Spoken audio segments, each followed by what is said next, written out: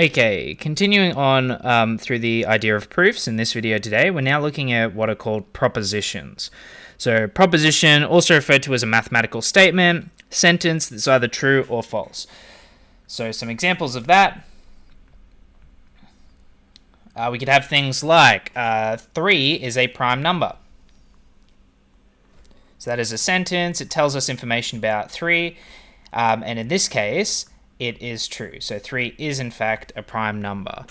Another example could be that, for instance, root 7 is equal to 3. So we're claiming something about root 7. In this case, it is false. Or another one we might have is pi is equal to 3. So that's another example of a false proposition.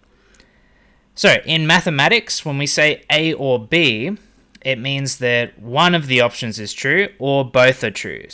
So if if you ask a mathematician, can you get me milk or eggs from the store, and they come home with only milk, they think they've satisfied that. They don't need to get both milk and eggs for you.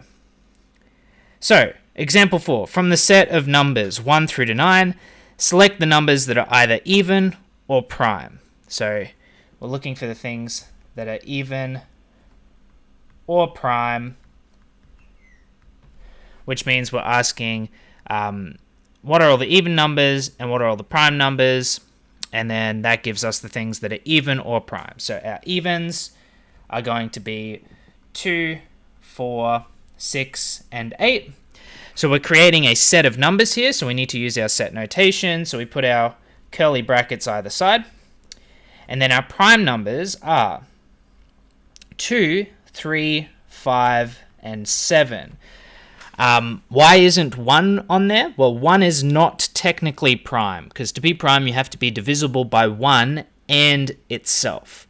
1 is just divisible by itself. So 1 is not in fact prime. So to be even or prime, we're looking at the numbers 2, 3, 4, 5, 6, 7, and 8. When looking at A and B, that means both of them are true. So from the set of numbers 1 to 9, select the numbers that are even and prime. So this is the intersection of the two sets that we've made. The only number that is in both of the sets is 2. So to be even and prime, if you're between 1 and 9, that means you are the number 2. In fact, because every following even number has a multiple of 2, 2 is the only number that is even and prime.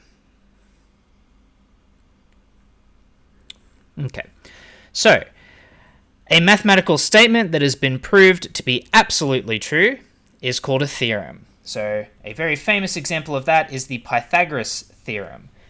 The idea that the sum of the squares of any two sides of a right triangle must be the square of the hypotenuse.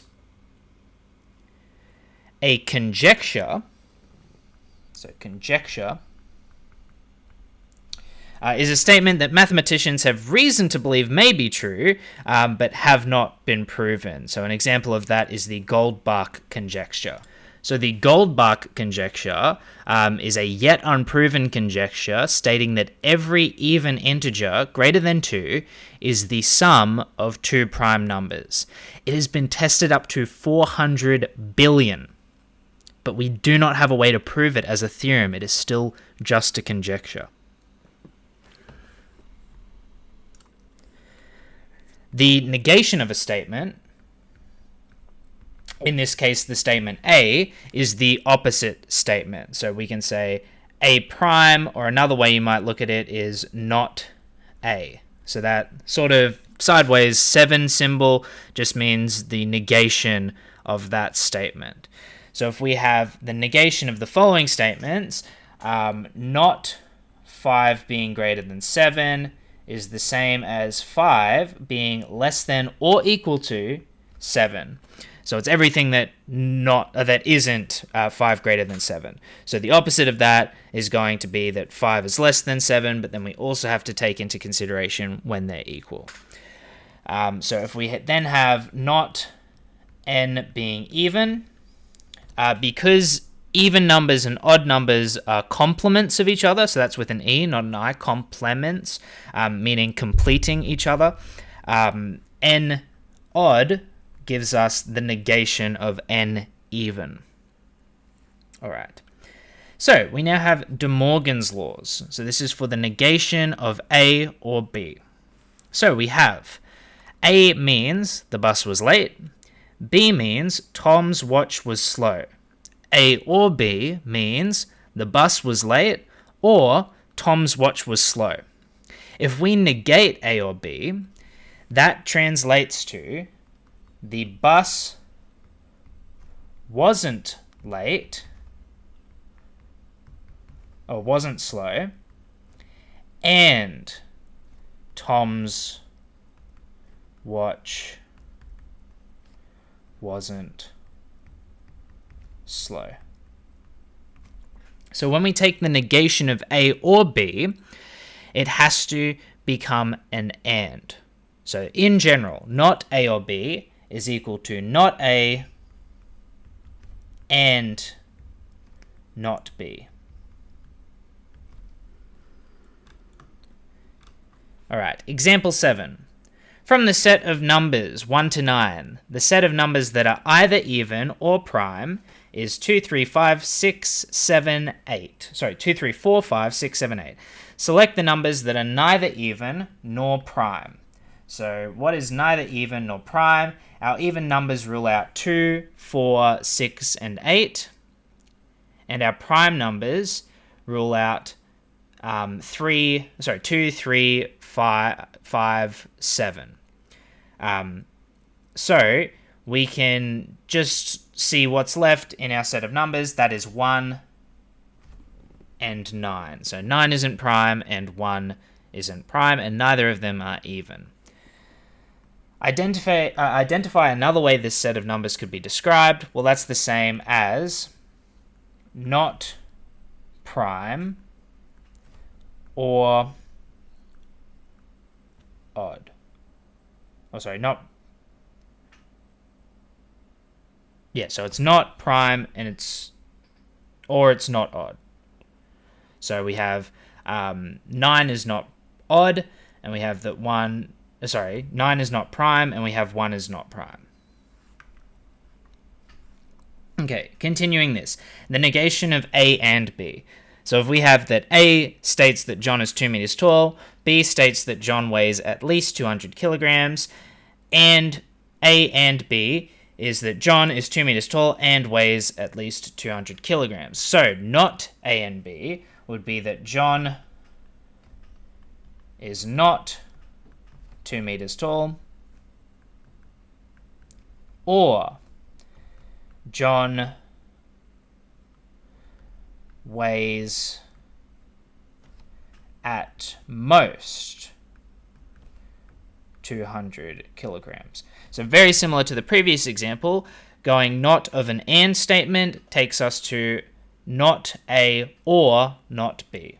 So not A or not B. Example 8. From the set of numbers 1 to 9, the set of numbers that are even and prime is 2. Select the numbers that are not even and prime. So that's going to be everything except 2. So 1, 3, 4, 5, 6, 7, 8, and 9. Because this is a set, we write our squiggly brackets around it. Part B. Identify another way this set of numbers could be described. Well, it's not even or not prime. Example 9. Negate the following statements. This is applying our De Morgan's laws. So n is divisible by 2 or n is divisible by 3. This can be written as n is not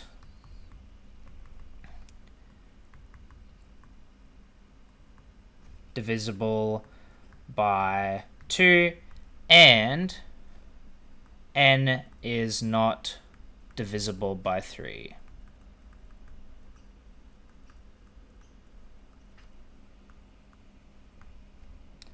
And part B, x being greater than 0 and x is less than or equal to 5 would become x is less than or equal to 0 or x is greater than or equal to 5.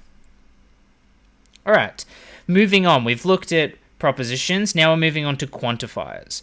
So a proposition that includes variables is known as a quantifier. So for example, x is greater than 7. So that is a quantifier because it's giving quantity to a variable. So quantifiers are used to give information about the values of variables in propositional functions. The universal quantifier, which is called for all, and is written as sort of an upside down A symbol, means that all possible values for the variable are considered. So if we would write these as words, we'd have for all real x, x is greater than 7. Okay, and if we were to ask ourselves, is this true or false? Well, I can give a counter example, which is x is equal to 6. That's a real number that is not greater than 7, so that is going to be false. And for part B, we have for all real x, the square of x is at least 0.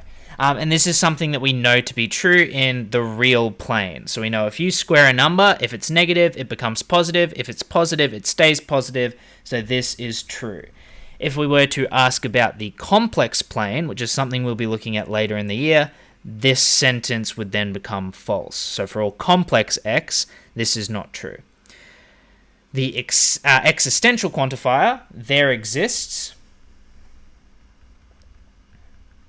which is written as a backwards E, means that there is a value for the variable, just one, that would make the propositional function true. So let's write these in words and determine if it is true or false. There exists a real number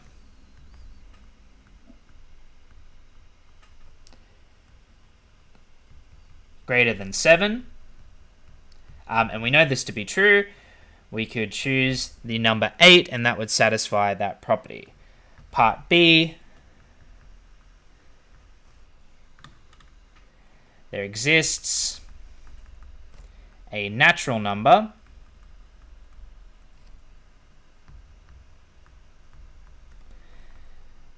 that, when doubled and added to 1,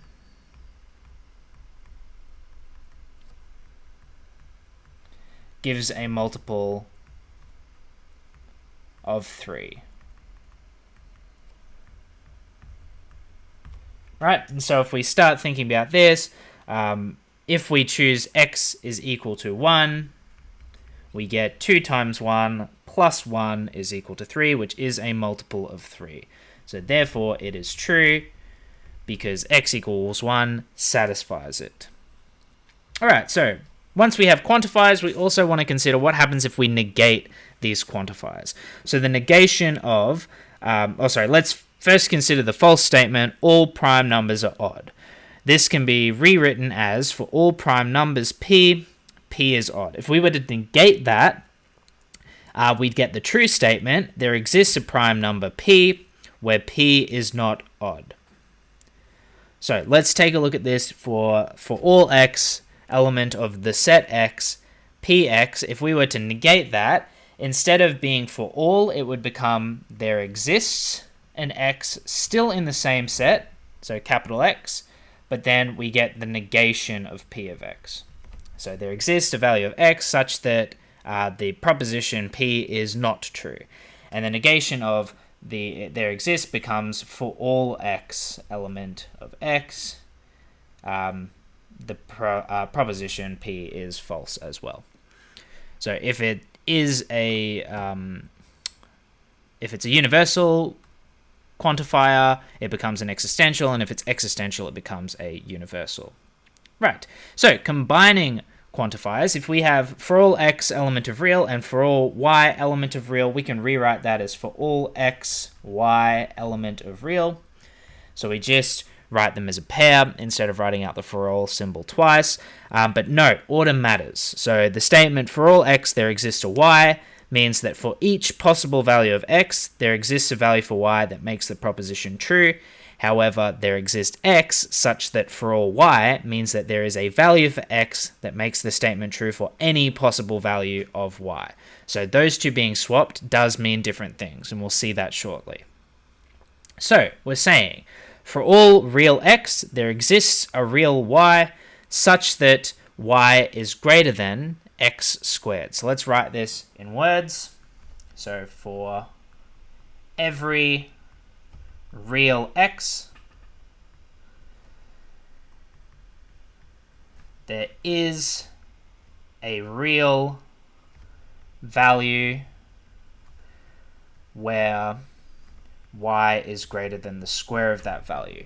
And so we can see here, if we take any square and we add 1 to it, it is still a real number. Therefore, for every possible x, if you just take the y being x squared plus 1, there's going to exist that y value. So this is true. Part B, there exists an x such that for every y, y is greater than x squared. So we can write this out as there exists a real number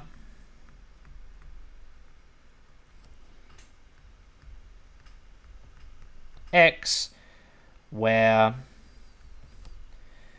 for all real numbers y is greater than x squared.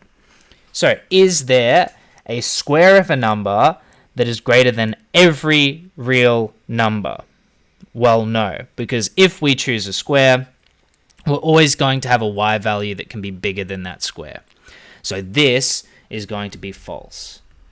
There's no single x value that I can choose that's going to be smaller than every y value that I could possibly choose. So providing a single example is always sufficient to prove that their exists statement is false. Providing a simple counterexample is always sufficient to prove that a for all statement is false. Sorry, that first one I meant to say true. Okay, let's now look at if-then statements. So this is called an implication. Statements using implications are written in the form if P then Q, or we can write it as P arrow Q, which means if P then Q. So for example, if it is a Tuesday, or if it is Tuesday, then we don't have maths.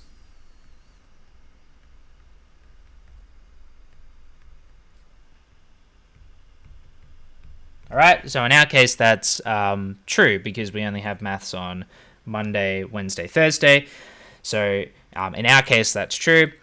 Implicative statements only tell you what happens if P is true. It does not tell you what happens if Q is true.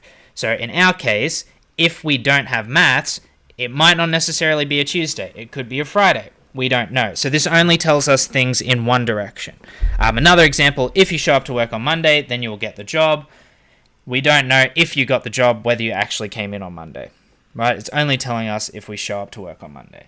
So to disprove the implicative statement, if P then Q, you need to find a case where P is true, but Q is false.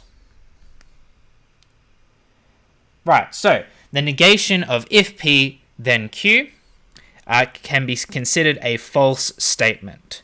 So in general, not if P then Q can be rewritten as not P,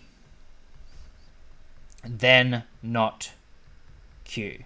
So if not P, then not Q.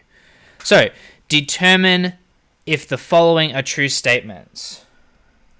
If a shape has 4 sides, then it is a rectangle. So we can disprove this by a counterexample. So a counterexample would be a parallelogram. So a parallelogram is a shape that has 4 sides that is not a rectangle. So this is a counterexample, and thus we have disproven.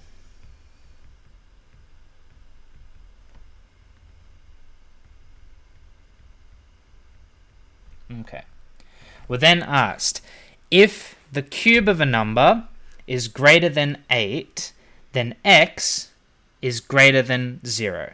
So if a cube of a number is greater than 8, then x is greater than 0. So for this, we're going to start with our x cubed is greater than 8. If we take the cube root of this, we get that x is greater than 2. And so if x is greater than 2, then x is also greater than 0. So this is in fact true.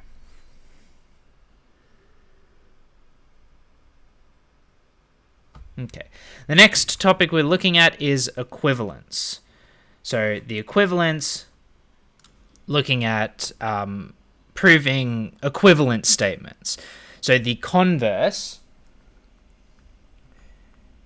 of if P then Q is if Q then P. Let's write it using our arrow notation. So if Q then P, which may or may not be true. So we don't necessarily know based off P then Q if Q then P is true. So some examples: if x squared is equal to 25, then x is equal to 5. In this case, the converse is false. So x squared equal to 25, then x is equal to 5. Now that's true, right? But the converse isn't necessarily true, because x equals negative 5 is also possible.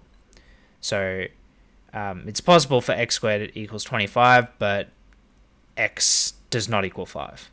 A second example, we have if x cubed equals 27, then x equals 3.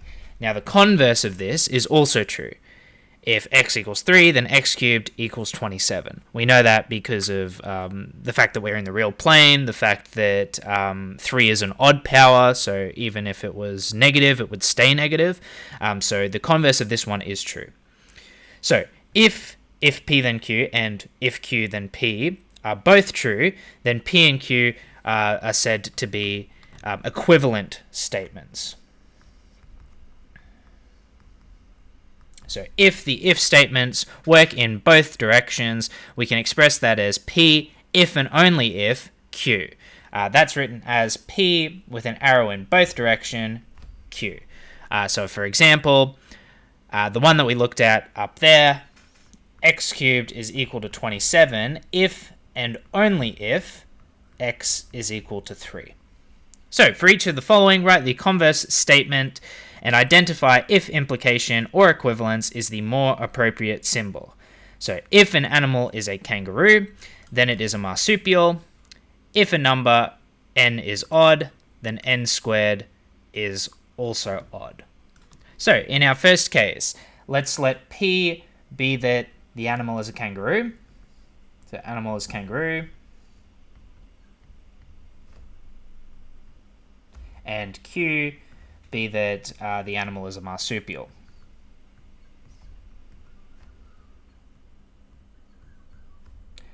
And it'll be pretty obvious looking at this that the converse is if an animal is a marsupial, then it is a kangaroo, which we know is not true. So the symbol, so this is not true. The symbol that we want to use for A is if P, then Q. Not if or only if, because we have an example where it's marsupial but not a kangaroo, so it doesn't work in both directions. Part B, if a number n is odd, then n squared is odd. So let's look at this. The converse is going to be, well, first of all, we've got our P and our Q. In our case, n is odd is our P, and n squared is odd is our Q. So the converse is going to be Q then P. So if n squared is odd, then n is odd. Now that is in fact true. So if you take a square number that's odd and you square root it, the number that it comes from has to be odd. And that comes from the fact that to become an even number, you have to be multiplied by an even number. So if both of your factors are known to be odd, in this case n and n, then you can't be even. So in this case, we've got, this would be represented as an if and only if statement. N is odd if and only if n squared is also odd. And that is the last example for this video. Thank you.